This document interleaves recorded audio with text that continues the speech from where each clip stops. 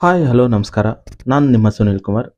ಇವತ್ತು ಡಾಕ್ಟರ್ ಗುರುರಾಜ್ ಕರ್ಜಗಿ ಅವರು ಬರೆದಿರ್ತಕ್ಕಂತಹ ಕರುಣಾಳು ಬಾ ಬೆಳಕೆ ಭಾಗ 1 ಇದರಲ್ಲಿ ಆಯ್ದ ಒಂದು ಕಥೆಯನ್ನು ನಿಮ್ಮ ಮುಂದೆ ಹಂಚ್ಕೊಳ್ಳೋಕ್ಕೆ ಇಷ್ಟಪಡ್ತೇನೆ.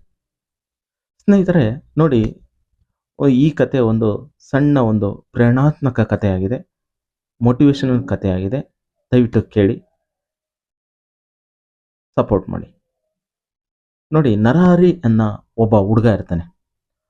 ಹುಡುಗ ಅವನ ಆಫೀಸ್ನಲ್ಲಿ ಅರ್ಧ ಗಂಟೆ ಮುಂಚೆ ನಡೆದಂತಹ ಒಂದು ಘಟನೆಯನ್ನು ನೆನೆಸ್ಕೊಂಡು ಗಾಡಿಯನ್ನು ಓಡಿಸ್ಕೊಂಡು ಹೋಗ್ತಾ ಇರ್ತಾನೆ. ಹೀಗೆ ಏನು ನಡೆದಿತ್ತಪ್ಪ ಅಂದರೆ, ಅವನ ಮ್ಯಾನೇಜರ್ ಬಂದು, ನಿನ್ನ ಕೆಲಸದಲ್ಲಿ ಯಾವುದೇ ರೀತಿಯಾದಂಥ ಪ್ರಗತಿ ಇಲ್ಲ, ನಿನ್ನ ಕೆಲಸದಿಂದ ಬಿಡಿಸಲಾಗುವುದು ಅಂತ ಹೇಳಿರ್ತಾನೆ.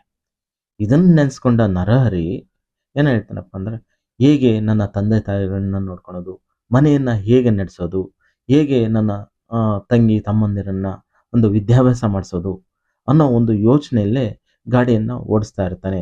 ಇದೆಲ್ಲ ಚಿತ್ರಣ ಇವನು ಕಣ್ಣು ಮುಂದೆ ಬಂದು ಇವನು ಬೇರೆ ವಿಷಯದಲ್ಲೇ ತಲ್ಲೀನನಾಗಿ ಗಾಡಿಯನ್ನು ಓಡಿಸ್ತಾ ಇರ್ತಾನೆ. ಈ ಗಾಡಿಯನ್ನು ಈ ರೀತಿ ಓಡಿಸ್ತಾ ಇರ್ತಕ್ಕಂಥ ಸಂದರ್ಭದಲ್ಲಿ ಒಂದು ಡಣ್ ಅಂತ ಒಂದು ಶಬ್ದ ಕೇಳುತ್ತೆ. ಮುಂದೆ ಏನಾಗಿರುತ್ತಪ್ಪ ಅಂದರೆ, ಒಂದು ಅಪಘಾತ ಆಗಿರುತ್ತೆ. ಅವನು ಒಬ್ಬ ಹುಡುಗನಿಗೆ ಒಂದು ರಭಸವಾಗಿ ಡಿಕ್ಕಿಯನ್ನು ಹೊಡೆದಿರ್ತಾನೆ. ಆಗ ಅಯ್ಯೋ, ನನ್ನಿಂದ ಈ ರೀತಿಯಾದ ಪ್ರಮಾದ ಆಗೋಯ್ತು, ಹೇಗಪ್ಪ ಮಾಡೋದು ಅಂತ ಏನೋ ಮಾಡಿ ಗಾಡಿ ನಿಲ್ಲಿಸಿ ಆ ಹುಡುಗನ್ನ ಆಸ್ಪತ್ರೆಯಲ್ಲಿ ಕರ್ಕೊಂಡು ಹೋಗೋಕ್ಕೆ ಇವನು ಭಾಳ ಒಂದು ಪ್ರಯತ್ನ ಮಾಡ್ತಾನೆ. ಹೀಗೂ ಎಲ್ಲ ರೋಡಲ್ಲಿ ಬರ್ತಕ್ಕಂಥ ಗಾಡಿಗಳನ್ನು ಕೈ ಅಡ್ಡ ಹಾಕಿ ಆಸ್ಪತ್ರೆಗೆ ಕರ್ಕೊಂಡೋಗಿ ಸೇರಿಸ್ತಾನೆ. ಈಗ ಸೇರಿಸ್ತಕ್ಕಂಥ ಸಂದರ್ಭದಲ್ಲಿ ಅವನ ಮನೆಯವ್ರಿಗೆ ತಿಳಿಸ್ಬೇಕು. ಹೀಗೆ ತಿಳಿಸ್ತಕ್ಕಂಥ ಸಂದರ್ಭದಲ್ಲಿ ಅವನ ಪರ್ಸ್ನಲ್ ಇರ್ತಕ್ಕಂಥ ಒಂದು ನಂಬರ್ ತೆಗೆದು ಮನೆಗೆ ಫೋನ್ ಮಾಡ್ತಾನೆ. ಆಗ ಆ ಕಡೆಯಿಂದ ಒಂದು ಶಬ್ದ ಬರ್ತಾ ಇರುತ್ತೆ. ಆಗ ಏನಪ್ಪ ಅಂದರೆ, ನೋಡಿ, ಈ ರೀತಿ ಆಕ್ಸಿಡೆಂಟ್ ಆಗಿದೆ, ದಯವಿಟ್ಟು ಬನ್ನಿ ಯಾರಾದರೂ ಅಂತ ಮನೆಗೆ ಕಾಲ್ ಮಾಡೋಣ. ಆ ಕಡೆಯಿಂದ ಒಂದು ಹೆಣ್ಣು ಮಗಳ ಒಂದು ಧ್ವನಿ ಕೇಳುತ್ತೆ.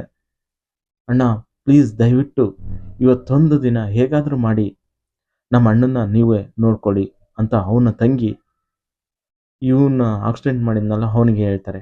ಅವನು ಆಯಿತು ಅಂತ ಆ ದಿನ ನೋಡ್ಕೊತಾನೆ. ಏಕೆಂದರೆ ಆ ತಂಗಿ ಅವರ ಮನೆಯ ಪರಿಸ್ಥಿತಿಯನ್ನು ಇವನಿಗೆ ವಿವರಿಸ್ತಾಳೆ.